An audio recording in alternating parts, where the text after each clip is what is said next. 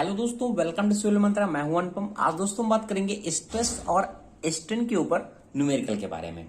इसके पहले दोस्तों ऑलरेडी मैंने थ्योरी का जितना भी पोर्शन है वो ऑलरेडी मैंने डिस्कस कर दिया है।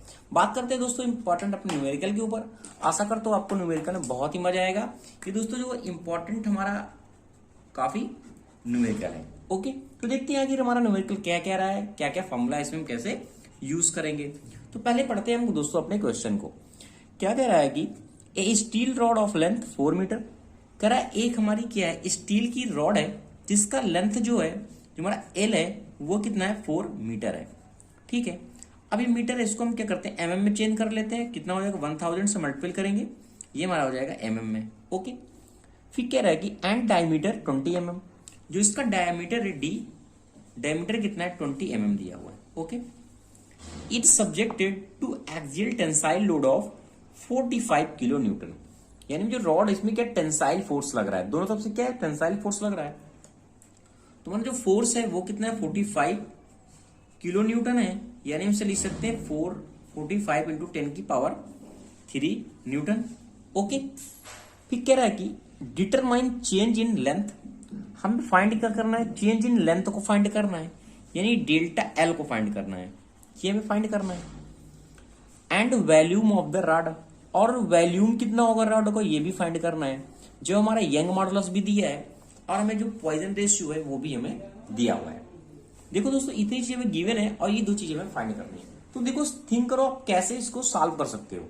देखो पहले अगर हमारा हमें देखो एल दिया है, डायमीटर भी दिया है, एफ दिया हुआ है, तो यंग मॉडुलस भी हमारे यानी कहने का मतलब दिया हुआ है।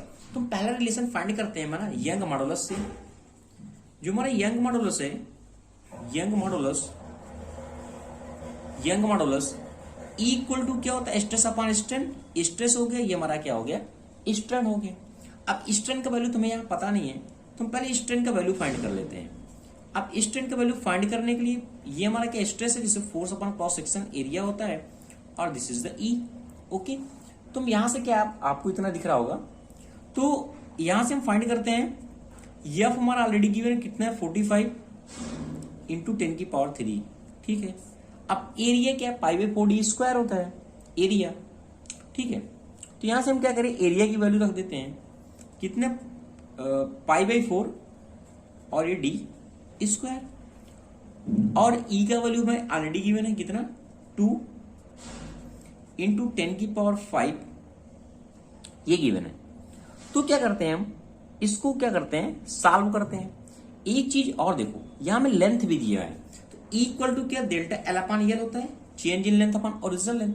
यानी एल को हम यहां मल्टीप्लाई कर सकते हैं, हमें चेंज इन लेंथ तो पहले चाहिए, चेंज इन लेंथ हमें चाहिए था, तो चेंज इन लेंथ हम यहां से फाइंड कर सकते हैं डायरेक्ट। यानी 45 इंटू 10 की पावर 3, ये कितना 4000 है, और ये हमारा हो गया।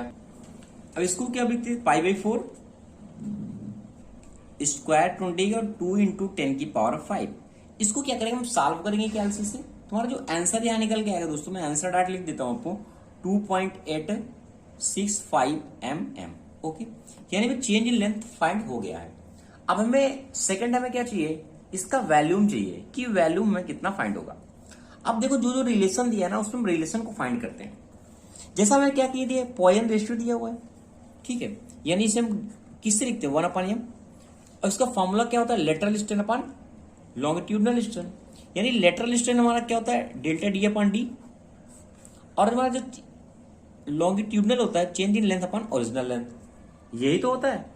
ठीक है, अब देखो हमें डी तो पता है लेकिन चेंज इन डी नहीं पता, और डेल्टा एल अपॉन हमें पता है और 1/m पता है। यानी पहले इसको फाइंड कर लेते हैं। चलो फाइंड करते हैं, डेल्टा डी फाइंड करना हमें, change in length upon original length into 1/m into D, कोई भी आपको कंफ्यूजन नहीं होगा।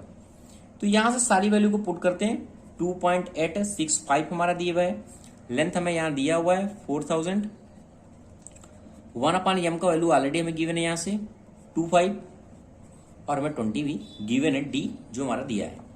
इसको यहां से हम सॉल्व करते हैं, ये हमारा निकल गया 3.581 इंटू 10 की पावर -3 mm। आपको दोस्तों एग्जाम में कैलसी मिलेगा, आप उसकी हेल्प से सॉल्व कर सकते हैं। इंपॉर्टेंट है दोस्तों न्यूमेरिकल। दोस्तों अगर आपको वीडियो अच्छा लग रहा है तो प्लीज इसको लाइक शेयर कमेंट दोस्तों जरूर करें। अब हमें चाहिए क्या, वॉल्यूम चाहिए। अब आप थिंक करो जी पॉइजन रेशियो के बीच में और वॉल्यूम के रिलेशन मैंने कितने सारे बताए आपको। अब आपको याद आ रहा होगा मैंने एक रिलेशन बताया था वॉल्यूम के लिए, इसका मैंने डेरिवेशन भी आपको दिया हुआ है। जो बड़ा डेल्टा वी अपॉन वी होता है, चेंज इन वॉल्यूम होता है, वो equal to 1 minus 2 upon M होता है।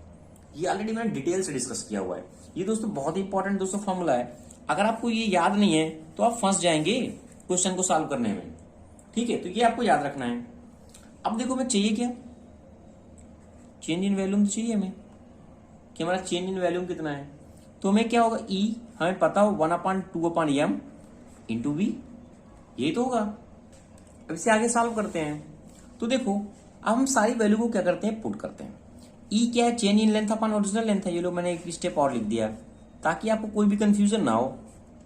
ये लो अब ये वैल्यू ऑलरेडी हमें यहां से लिख देना है सेम 2.865, ये हो गया 4000। ओके 1 माइनस 2 अपॉन एम कह रहा है, यानी 1 अपॉन एम का 0.25 पार्टी पॉइजन रेशियो दिया हुआ है। अब आता है वैल्यूम का। वैल्यूम देखो एरिया में पता तो वैल्यूम निकाल सकते कितना, π/4 d स्क्वायर इंटू हमारा जो लेंथ है ये, ठीक है। वैल्यूम में फाइंड हो गया, यानी ये डेल्टा वी। ठीक है, अब क्या करें, इसको जब सॉल्व करेंगे टोटल तो हमारा जो आंसर निकल के आएगा वो निकल के आएगा 450.03 mm³। ये हमारा दोस्तों फाइंड हो गया वैल्यूम। तो दोस्तों इसका मेन कॉन्सेप्ट क्या था कि हमें फॉर्मूले जो स्टेप हैं वो हमें इजीली अगर याद होंगे तो हम न्यूमेरिकल आसानी से कर सकते हैं। तो thank you watching this video दोस्तों। अगर आपको वीडियो अच्छा लग रहा है तो प्लीज इनको लाइक शेयर कमेंट जरूर करें।